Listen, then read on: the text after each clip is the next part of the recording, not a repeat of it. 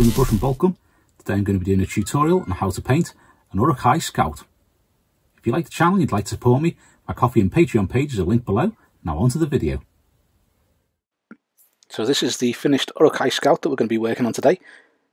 It's looking ever so slightly shiny from a bit too much of the matte varnish on it, but that does dull down after a while. But this is what we're going for with the White Hands of Isengard. I'll link up any relevant videos to this one. So the first colour we're going to use is Citadel Dryad Bark. I'm going to use this on some sections of the leather that he's wearing. I will be doing quite a few different shades of leather. I think there's probably going to be 3 altogether. But that's because most of their armour is made of leather, and I wanted to try and differentiate between them so you can see all the different styles of it.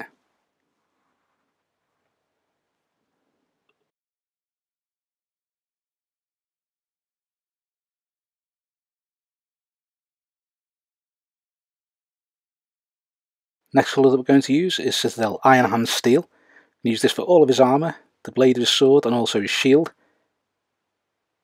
I apologise for my voice on this video, I've got some sort of virus at the moment, not feeling too healthy. So it might sound a little bit different to usual.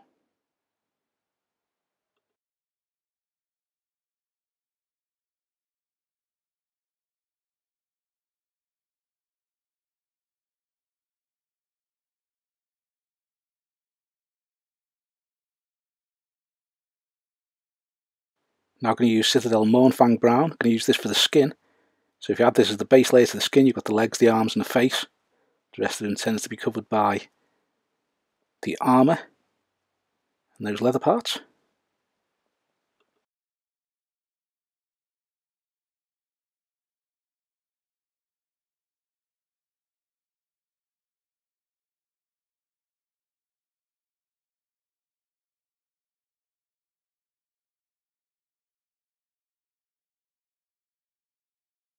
Next up is a little bit of Citadel Baneblade Brown. I'm going to use this to paint the rest of the leather parts on him. So you've got the main parts of the leather clothing.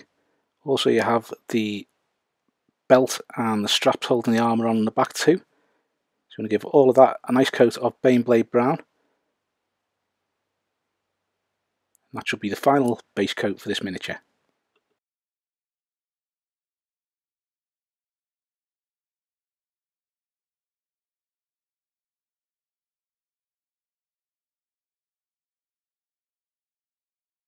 Now I'm going to use some Citadel Snakebite Leather Contrast. This is going to be used to do his belt and also the straps holding on the armour.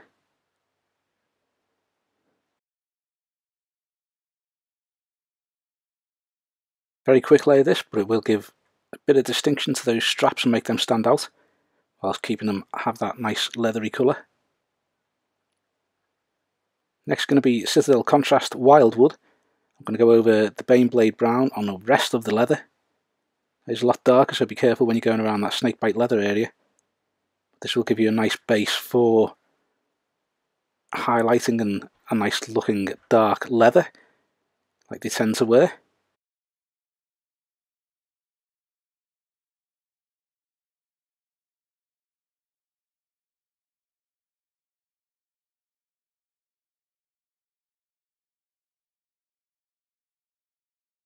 Next we're going to use some Citadel Black Templar Contrast. I'm going to use this over all of the armour, the shield also.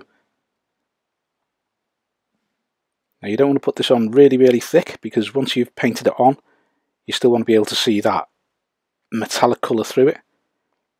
So you give it a reasonable coat of this, and then you should still be able to see the metallic through it, which will give it that cast metal look.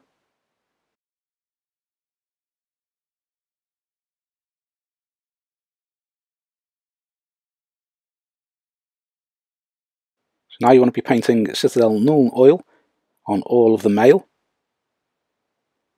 What I haven't shown here is the wash on the skin. Not too sure where the footage for that has gone. But if you wash the skin with Citadel Gore Grunt of Fur Contrast, that'll give it that nice shade that you can see there. If you don't have Gore Grunt of Fur, Crack's Earth shade will probably work pretty similar. I'm going to start working on that skin. I'm going to use Citadel Mournfang Brown. The main thing you want to be doing with this is bringing out the colour and all those raised bits of muscle. So again, if you get a little map of the human body showing where all those muscle groups are and things like that, you'll be able to work out which kind of areas should be sticking out more and things like that maybe aren't too clear on a model. I have to say that these plastics really are great, the detail on them, and they do have loads and loads of character. So really I'm quite impressed with these. Now we're going to mix some corn red with the Mournfang brown. If you want to use word bearers red, you can use that too. Either or, it's just a slightly different shade, so it doesn't really matter too much which one you use.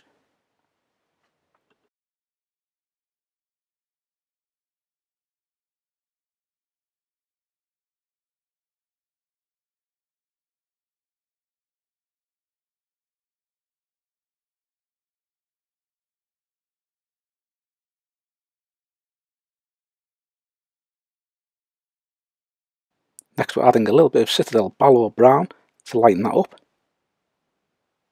We're just going to paint about 50% of the areas we've just painted with the Mournfang brown, just to give them the first highlight. So think about where the light's going to be catching on them. I always work as if the light's coming from above, so if you're looking on that, you know where your highlights and your shades are probably going to be. Just work along those lines.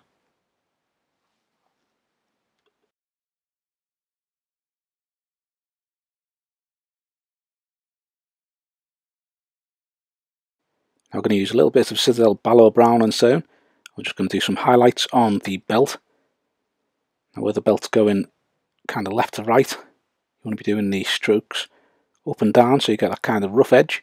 And where you've got those almost vertical straps, you want to do those with horizontal brush strokes just to give them that rough edge too, to make it look like scuffed leather. Next we're working on that darker leather with Citadel Thondia brown. Going to use this on all the raised areas and the edges, just to add some of that dark brown over the top of the wildwood. This will give it a nice base for the highlights, which we'll be doing in a moment, to get that leather looking nice and scraped.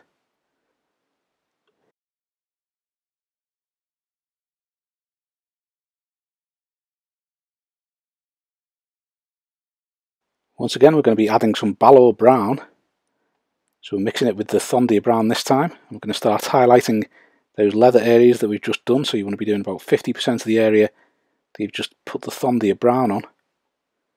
You can see here you've got the different coloured leathers, you've got the straps at the back there, you have the dark leather here, you also have that kind of underskirt kind of thing that he's wearing beneath the mail and the plate armour on his front, which is that other brown too. So we're going to add a little bit more Balor brown to the previous mix and do an edge highlight with that. So here you're just picking out the very top ridges and areas that would be scuffed. So if there's any defined creases and things like that, you want to be thinking about scuffing those, because they're likely to have been scraped along many things.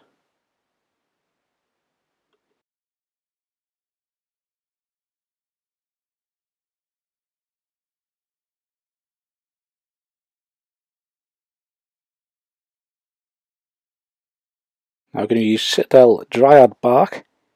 I'm going to reapply some colour to that kind of leather underskirt and the bits of sleeve which are poking out from under the armour.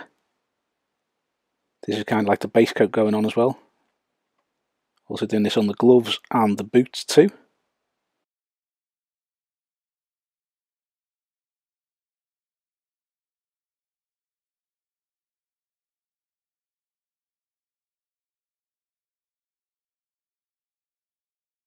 Now I'm going to mix a little bit more Balor brown to the previous mix and do one final edge highlight on the gloves, the underskirt and the boots. Very quick layer this one, not too much to do. You find I use Balor brown to do a lot of the highlights for the browns because it keeps the colour very brown, but it's a light enough shade that it will give it that lighter highlight colour. Final bit for this one is Citadel Balor Brown mixed with the previous mix, and we're just going to be using that to do one edge highlight, or edge highlights I should say, not one, you have several. But use this just to pick out the details and highlight those edges that will be catching the most light.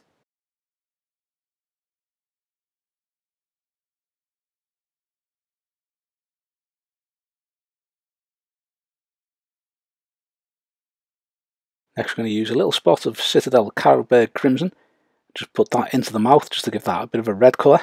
In the background you won't be able to see much of that once you put the teeth in. Now I'm going to use Iron Hand Steel again, and we're going to lightly dry brush this over the armour plates, over the shield and also the sword. What this does is bring back the silvery metallics a little bit on the armour, so you have that cast metal look about them.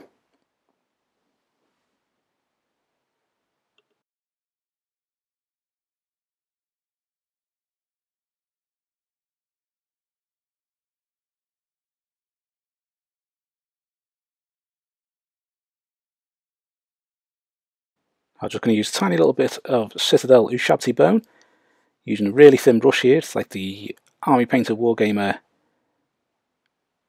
Insane Detail brush I think it is. I'm just going to pick out a couple of those teeth, so they show up quite well. Now I'm going to use Citadel Agraxer shade. I'm just going to use this to weather the blade and the armour plates.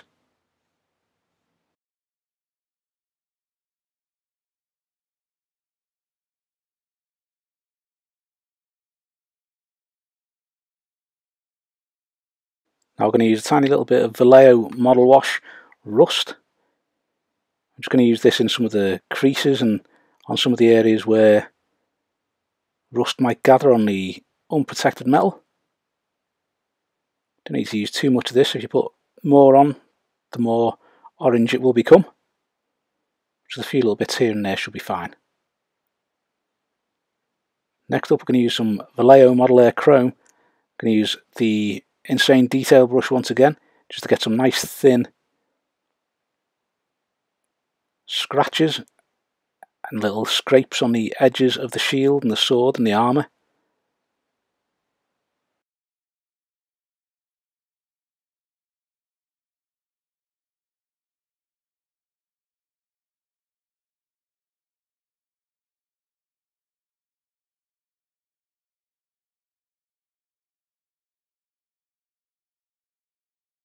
Finally we're going to use some Vallejo White just to do the white hand on the shield and also on his helm.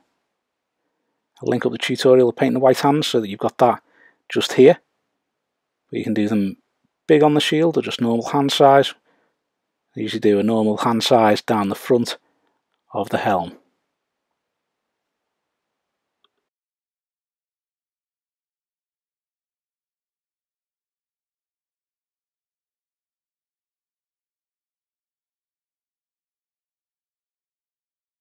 This is the finished miniature. Really pleased with how it turned out. I think it looked great on a tabletop with the rest of his warband.